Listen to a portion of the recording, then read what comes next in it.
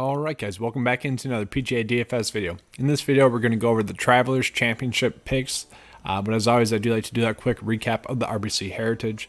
So last week we hit on the winner once again, Webb Simpson. That one was kind of easier. He was at plus 3,000 in the betting write-up. He was a top 5 play, high exposure play. 10 out of the 11 top players on the player pool made the cut, which was really awesome to see. Harris English had a top 17 finish. Both of our favorite value plays, Doc Redman and Matthew Naismith, both made the cut. Touched on both of those guys. And then we also had Terrell Hatton, who finished at T3, and then Daniel Berger, which that might have been my biggest mistake last week, was not being on Berger a little bit more, because I talked about it. I'm like, I saw his mentality after he won the event. It seemed like he was going to be geared and ready to go for this next event. He did just that. So that was pretty much my biggest mistake, was not being on him more. Berger obviously finished second overall. The only play that missed the cut on, or that did miss the cut on the top end, was Billy Horschel. Billy Horschel actually did not play poorly at all. He had a few putts that he just missed. He was getting a ton of shots to around, the 16-foot range. Just couldn't convert. That sometimes is a tough pill to swallow, but 10 out of 11 players made the cut. And anytime that happens in a week, we are going to take that. Had a bunch of green screens coming in. Had some people sending me their betting cards. 2 members of 9 to 5 Sports actually finished top 10 on different showdown slates. So that was awesome to see. Let's get into this week. We'll talk about the key stats. All right, so the key stats for the Travelers Championship are going to be ball striking and total driving. That's pretty consistent. That's what it normally is. You guys like this new hat, by the way. All right, putting it backwards. Par 4 scoring, actually, because there's only 2 par 5s, so that means par 4 scoring is going to be huge here. We saw that last year. We see that consistently. And then kind of because there's a ton of par 4s, the 125 to 150 range is a key stat to look at. More of a secondary stat, but it's going to be a stat that we're going to be looking at this week because a ton of their shots just end up being there. So those are going to be the key stats that we're looking at this week. And then let's get into the recent form. So obviously Bryson has just been on a tear. Both him and JT have top 10 finishes in the first 2 events.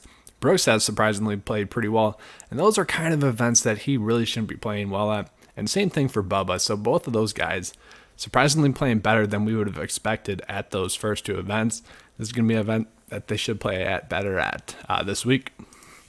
Then moving on, we're going to go into course history. So Bryson DeChambeau and Paul Casey have both had great course history here.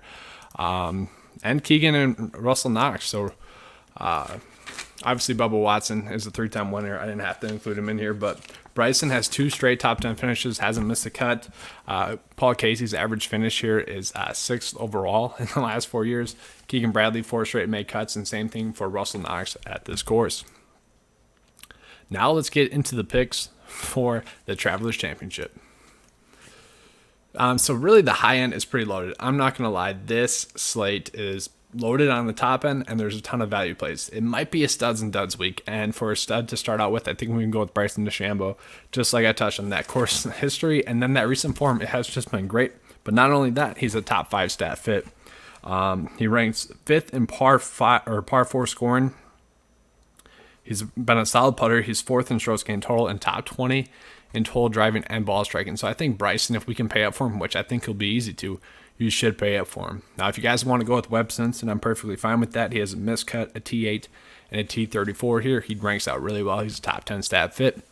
John Rahm is a top 5 stat fit. I really like him as a play this week. It's just easy to get him into your builds. He played this course once and had a top 25 finish.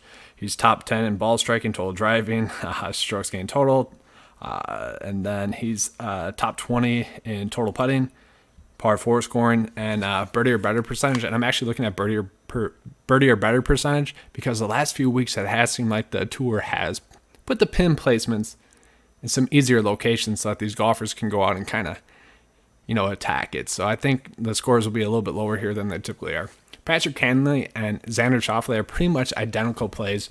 They both have a top 15 finish here. They're both pretty much the same stat fit. One ranks out as 7th and one ranks out as 6th in my course model this week. So I think they're both going to be great plays. I don't think we have to go out and pay up for them if we don't have to, but I'm perfectly fine with those plays.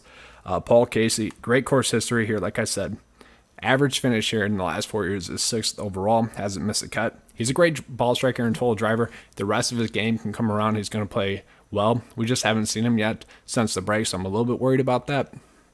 I mentioned Bubba.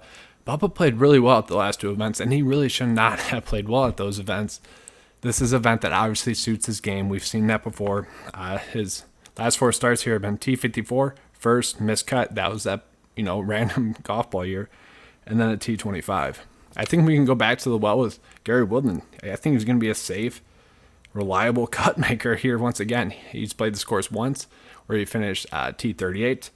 Once again, he's a great total driver, great ball striker. There's really no weakness in his game. He's top 20 in par 4 scoring. He's a top 5 stat fit. I mean, he's just really cheap for how good of a player he is. I think Tony Finau is going to be a great play as well. Miscut, T17 and T25 here. Solid stat fit, top 25 according to my model this week. So I don't mind him at that price point. Matthew Fitzpatrick's there as well. You can roll with him. Moving on to Joel Damon, though. So Joel Damon really, did he get a case of the Sunday nerves because he was in contention to win? Possibly. But he's been playing really well this year. He's made 13 out of 15 cuts on the season. And, he's a pretty good stat fit. He's a strong par 4 scorer, ranked 17th in that. His course history is T43, miscut, and T62. So if you guys played Scotty Scheffler 2 weeks ago, you should play him this week, actually, because only 2 miscuts on the year. He's a top 10 stat fit. If he could putt, he's going to go on again in top 10 because that's how strong of a stat fit he is. Now, Brian Harman's one of my favorite plays on the board this week. He's only had 2 missed cuts on the season. Obviously, he's been playing really well since break. 2 made cuts in a row.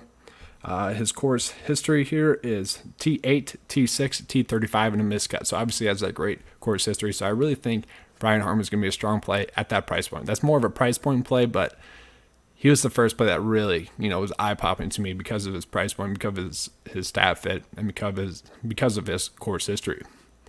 King Bradley, I do like as a play as well, but that's more because of his course history. He did make the cut at his first event. Patrick Rodgers is going to be an okay play. His price point's fine. He does have decent course history here. I don't think we have to go out of our way to roster Rodgers, but he has made 3 straight cuts here at this event. Moving down to Cameron Champ, he had played this event last year, but had a missed cut. He's a slightly better stat fit than Scotty Scheffler, and he's priced a lot cheaper. Top 10 stat fit, actually, and we've seen his upside. His upside is top 15 if his game is on. Heck, he played at the Charles Schwab Challenge, and that's not the best course for his game, and he went out and played really well. So if he could do that at that event, that doesn't fit his game, think how well he could play at an event that potentially, fits his game a lot better. So I do like him as a play this week.